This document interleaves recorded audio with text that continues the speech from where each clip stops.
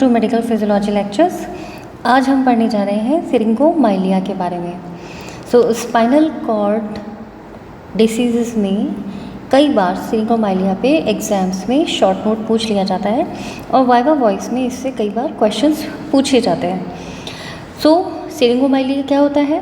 Basically it's a rare disease, ठीक है, बहुत कम देखने को मिलता है and it occurs due to over growth of neurological tissue accompanied with the cavitation in the gray matter around the central canal of the spinal cord।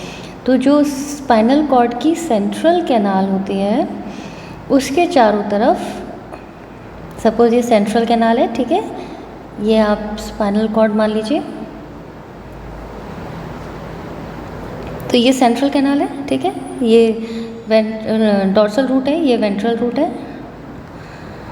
तो ये जो सेंट्रल कैनाल है, तो सेंट्रल कैनाल में न्यूरोलॉजिकल टिश्यूज़ में over growth हो जाने से, ठीक है, तो इस पूरी कंडीशन को क्या बोलते हैं? सिरिंगोमाइलिया।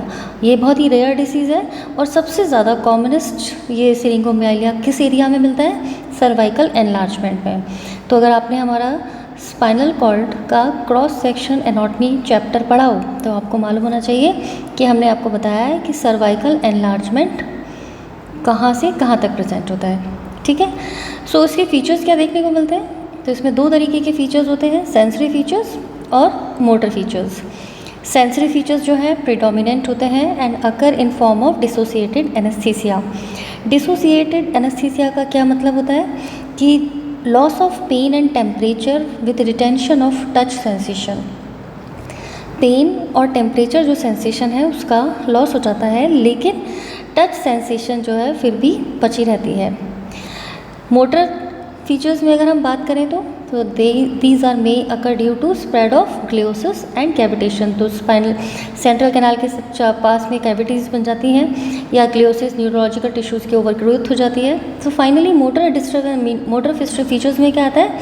उसकी वजह से देखिए, जब एनलार्जमेंट हो जाता है या ओवरग्रोथ हो जाती है तो जो यहाँ से जाने वाले फाइबर्स हैं उनमें डिस्ट्रक्शन होना शुरू हो जाता है।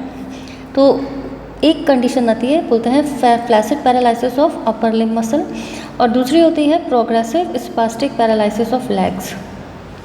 तो flaccid paralysis of upper limb muscle जो है वो लोअर मोटर न्यूरॉन टाइप का पैरालिसिस है, जबकि progressive spastic paralysis of legs जो है वो अपर मोटर न्यूरॉन टाइप का पैरालिसिस है। तो इसमें मोटर फीचर्स में क्या देखने का मिलेगा? जब हम flaccid paralysis of upper limb की बात करेंगे, अगर initially due to involvement of anterior horn cell. तो एंटीरियर हॉर्न सेल की इन्वॉल्वमेंट की वजह से ऐसा होता है कि जब फाइबर्स जो है एंटीरियर हॉर्न सेल से जुड़ जाते हैं तो उस कंडीशन में फाइबर जब कैविटेशन बढ़ जाता है या न्यूरोनल टिश्यूज़ की ग्रोथ बढ़ जाती है तो वहाँ से पास होने वाले फाइबर्स में जो है वो प्रेस होना शुरू हो जाता है, कंप्रेस होना शुरू हो जाते हैं, तो वो वहाँ से डिस्ट्रक्ट हो जाते हैं। उसकी वजह से जो होता है दैट इज़ फ्लैसिड पैरालिसिस। तो एंटीरियर हॉर्न सेल्स जो है ये स्पाइनल कॉर्ड की दिस वन ये वाला एरिया जो है वो इन्वॉल्व होता है। Progressive spastic paralysis of legs जो कि अपर मोटर न्यूरॉन टाइप का पैरालिसिस है, occur later on due to the involvement of pyramidal and extra pyramidal tracts.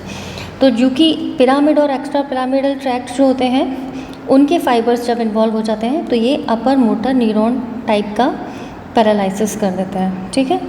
Upper motor neuron और लोअर मोटर न्यूरॉन लेशन जो होते हैं इसके ऊपर जो चैप्टर है वो हम इसके बाद में पढ़ेंगे।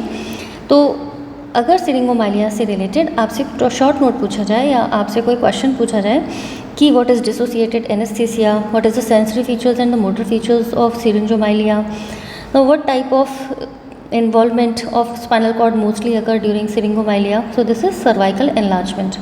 Now what is the definition of syringomalia? So I hope कि चैप्टर आपको समझ में आया होगा और इससे रिलेटेड क्वेश्चंस के आंसर आप दे पाएंगे। So if you like the chapter, please like and subscribe and share my channel. Wish you all the best. Good luck to you. मेरे नोट्स टेलीग्राम लिंक पे अवेलेबल हैं, आप ज्वाइन कर सकते हैं। Thank you, best of luck to you.